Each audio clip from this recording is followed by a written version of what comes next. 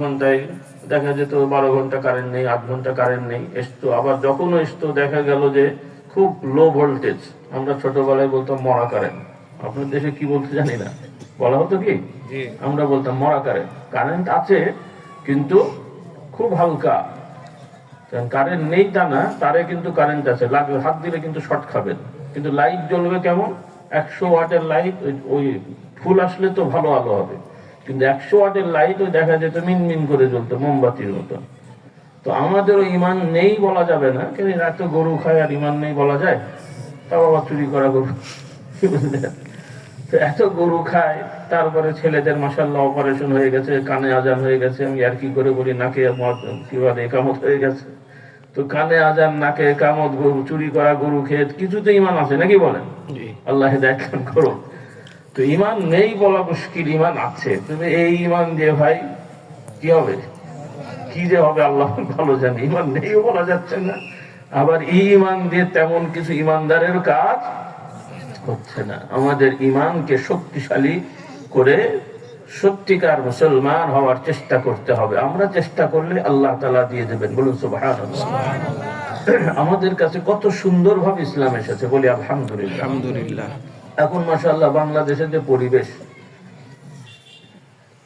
মোটামুটি কয়েক বাড়ি পর পরই মাশাআল্লাহ মসজিদ আছে। সব মসজিদগুলো সমৃদ্ধ, সুন্দর করে সাজানো, শীতকালে কার্পেট বিছানো। গ্রামের মসজিদও, যে সমস্ত এলাকায় পাকা বাড়ি কম, সেখানেও মাশাআল্লাহ পাকা মসজিদ, কার্পেটওয়ালা মসজিদ, শীতকাল কার্পেট বিছানো থাকে। এবং অনেক গ্রামে এখন গরমকালে মানে অনেক মসজিদে এখন এসি হয়ে যাচ্ছে। তাহলে আমাদের বাড়ি ঘর থেকে আমরা আজান শুনতে পাই, মসজিদগুলো খুব সুন্দর করে সাজানো। এবং পড়াশোনার দিক থেকে এখন মোটামুটি 10-11 বছরের ছেলে মেয়ে মোটেই রিডিং পারে না, এরকম ছেলে মেয়ে খুবই কম। কিন্তু এই দিক থেকে আমাদের উন্নতি হলেও কোরআনের বাস্তবায়নে আমাদের উন্নতি খুব কম। এটা আমাদের জন্য একটা খুব ভয়ের কারণ।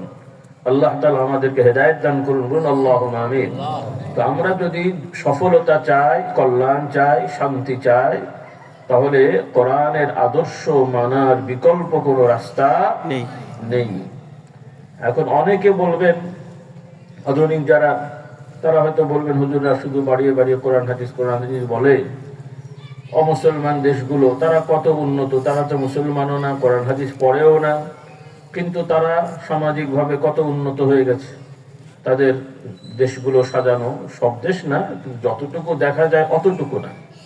তারপরও দেখতে ইউরোপ, আমেরিকার বিভিন্ন দেশ, আমেরিকা, তারপরে England, London, Italy, France, Switzerland, Ireland, এই সমস্ত দেশ এখন তো সবই ভিডিওতে দেখা যায়।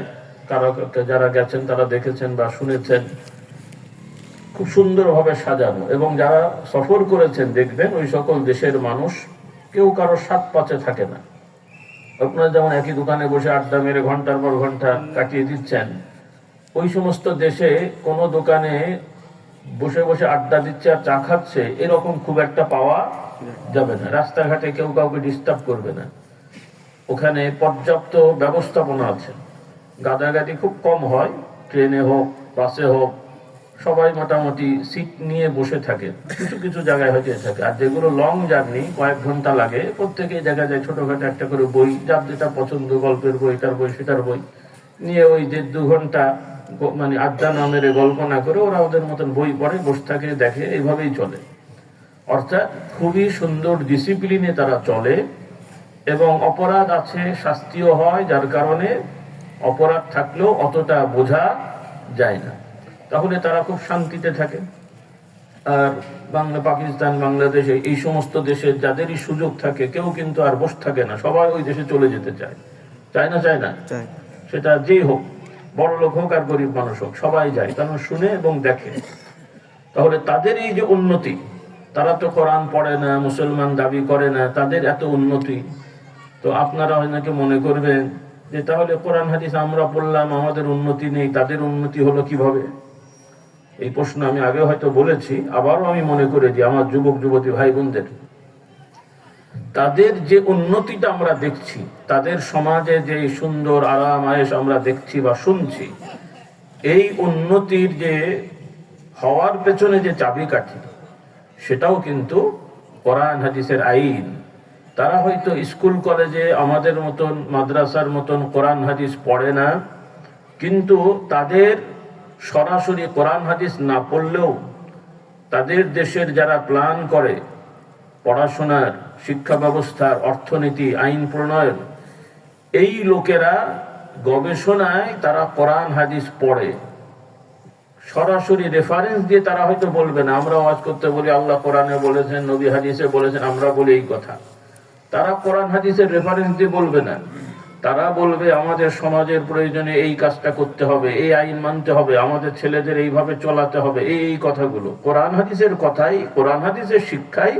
তারা ইসলামের কথা না বলে, আখিরাত পরকালের বিশ্বাস না করে, তারা জানে যে এই নিয়মগুলো মানলে আমরা শান্তিতে থাকবো। তারা কোরআন হাদিস রেফারেন্স দিয়ে মানে না, কিন্তু প্র্যাকটিক্যাল মানে।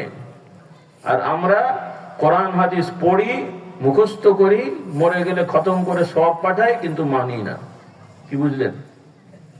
তো উদাহরণস্বরূপ, এখন একজন লোক যদি সকালবেলা উঠে ভালো ভালো খাবার খায়, সাধারণত আপনারা খান, তো এখন একজন যদি রুটিন করে সুন্দর করে খাবার খায়, সকালে উঠে একটা খেজুর, একটা ডিম, সিদ্ধ ডিম অথবা পোস্ট ডিম, ভালো তেল দিয়ে অথবা তেল ছাড়া, এর সাথে কিছু বাদাম, কিশমিশ, ভালো ফল ফলাদি, এইরকম দুপুরবেলাও ভালো খাবার, রাতের বেলাও ভালো খাবার।